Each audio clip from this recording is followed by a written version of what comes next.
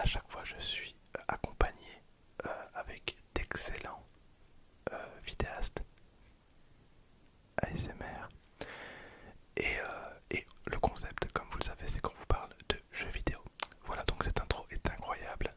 Du coup, je vous laisse avec le premier vidéaste et moi je vous retrouve à la toute fin pour vous parler d'un jeu qui m'a énormément marqué. Et voilà, donc à tout à l'heure. Et bonne vidéo, bonne détente et bonne relaxation. Coucou toi, moi c'est Lueur d'ASMR. Lueur d'ASMR. Et je vais te parler aujourd'hui d'un jeu qui ne fait pas partie de mon enfance, mais que j'ai découvert l'année dernière et que j'aime beaucoup beaucoup beaucoup. J'aurais bien fait sur Animal Crossing, mais ça a déjà été fait dans la première vidéo. Il s'agit du jeu Skyrim. Skyrim, Skyrim, Skyrim, Skyrim.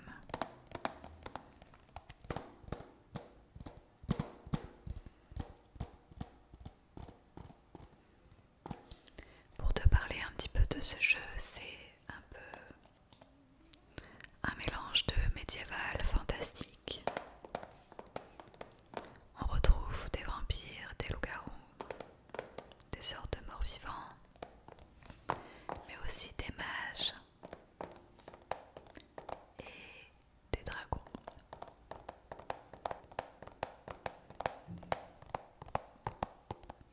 C'est un roleplay d'aventure avec également du combat et tu peux choisir dans quel domaine tu veux te lancer. Est-ce que tu veux être guerrier? Est-ce que tu veux être mage? Est-ce que tu veux être voleur ou assassin?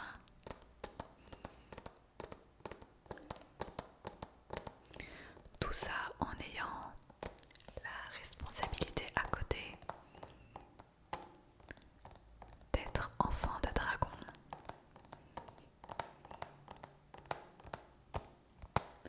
C'est un jeu que moi j'ai sur PlayStation 3, mais tu peux le retrouver sur ordinateur, sur la Switch même il me semble, sûrement sur PlayStation 4. Et c'est un jeu, quand je le commence, j'y passe des heures dessus. Parce qu'il y a plein de missions à faire. Et même une fois que tu as terminé la quête principale,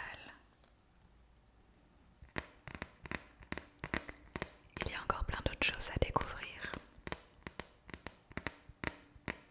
Du coup, si tu connais ce jeu, tu peux dire ce que tu en penses dans l'espace commentaire.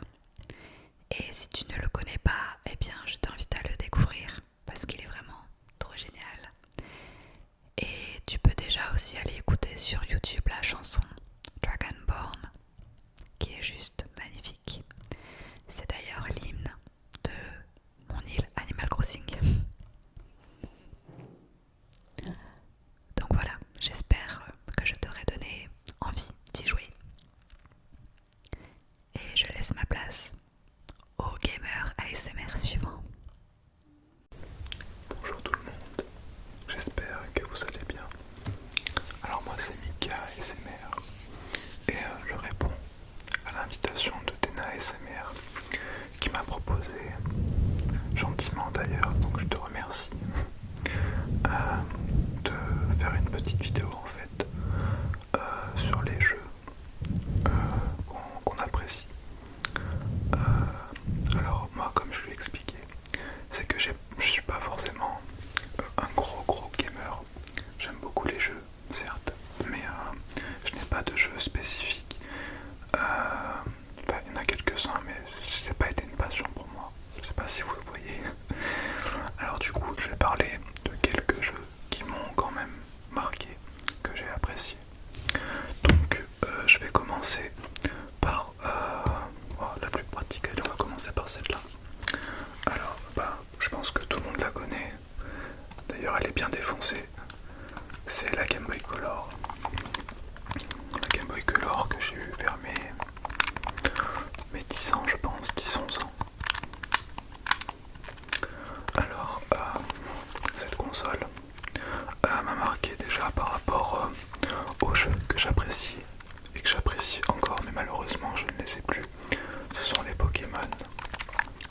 surtout la version jaune, je sais pas pourquoi. J'ai beaucoup aimé la bleue et la rouge aussi. Mais moi c'était la jaune, c'est peut-être parce qu'il y avait Pikachu, je sais pas. Mais en tout cas voilà, c'était la version jaune que j'ai le plus appréciée. J'ai passé littéralement des heures et des heures dessus, mais je pouvais commencer à jouer à 10h du matin et m'arrêter pareil mais le soir à 22h du soir quoi. En même temps 22h du soir c'est logique.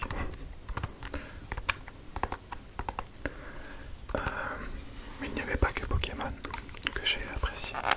D'ailleurs j'y joue encore de temps en temps. J'ai le Super Mario Bros Deluxe. Voilà. Et ça aussi j'aime beaucoup. C'est l'un de mes. C'est le premier jeu que j'ai eu en fait avec ma Game Boy Color. Ensuite j'ai eu les Pokémon. Ça aussi c'était un très très bon jeu de la part de Nintendo. De toute façon les Mario généralement c'est apprécié de tous.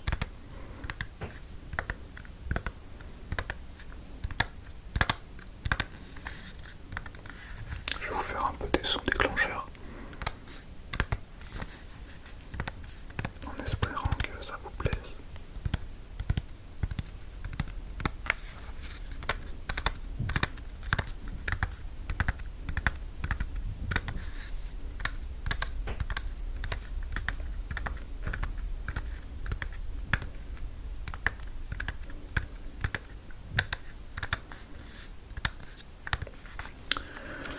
Du coup, ce sont les jeux Pokémon et Mario dont j'ai le plus...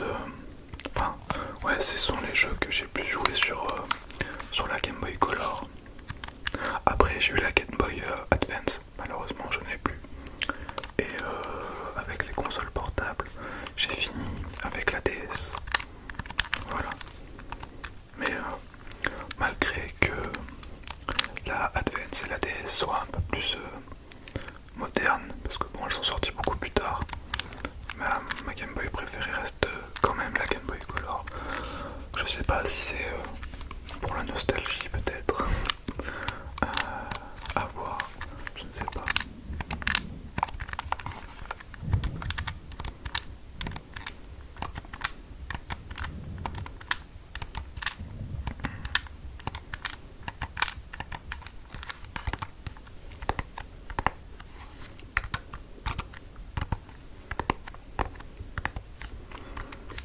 Et pour la Nintendo, je crois que c'est tout. Je n'ai pas les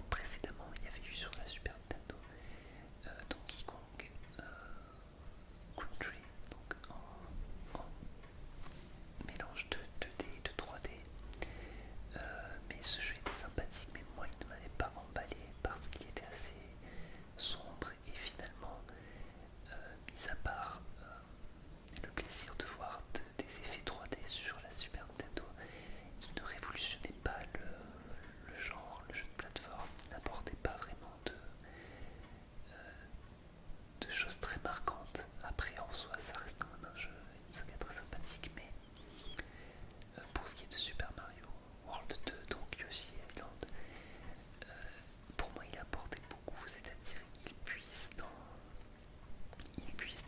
l'ADN de Super Mario, mais en amenant des choses très fraîches et très nouvelles. Déjà au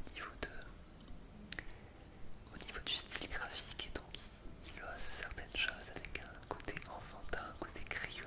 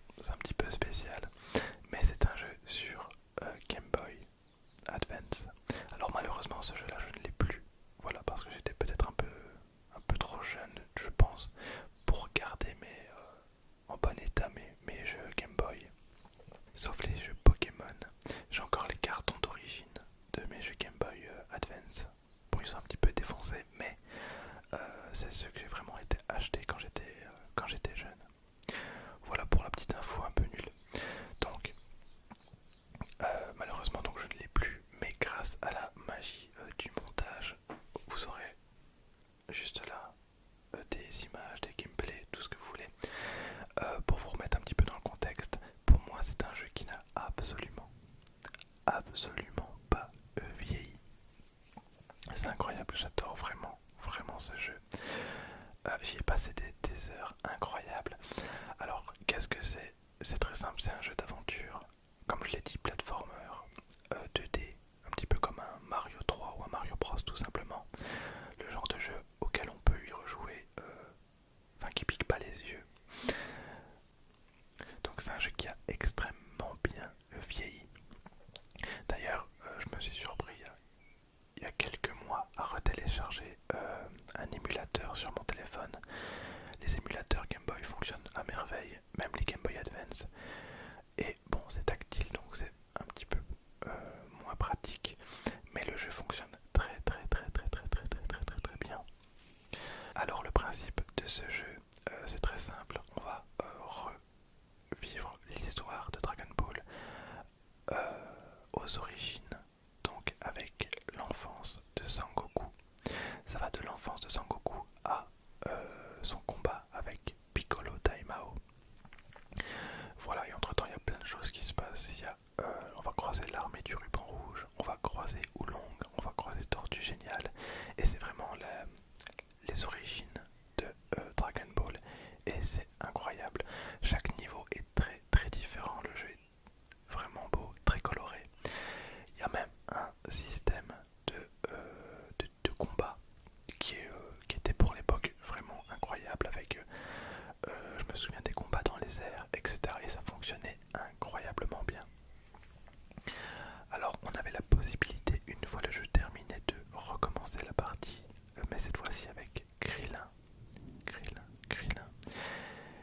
Et il me semble que on pouvait recommencer donc la partie en mode partie plus ou je ne sais plus exactement, mais et on pouvait trouver des objets qui étaient collectés, enfin on pouvait collecter des objets dans chaque niveau, et notamment donc des objets qui pouvaient nous faire débloquer d'autres personnages jouables. Et il y avait une infinité de personnages jouables. On pouvait jouer même à un pet robot du ruban rouge, et ça c'était incroyable. On pouvait jouer tellement de personnages qui avaient justement leur propre capacité. Alors forcément ce ne sera pas des personnages comme Vegeta, ce ne sera pas des personnages comme Freezer,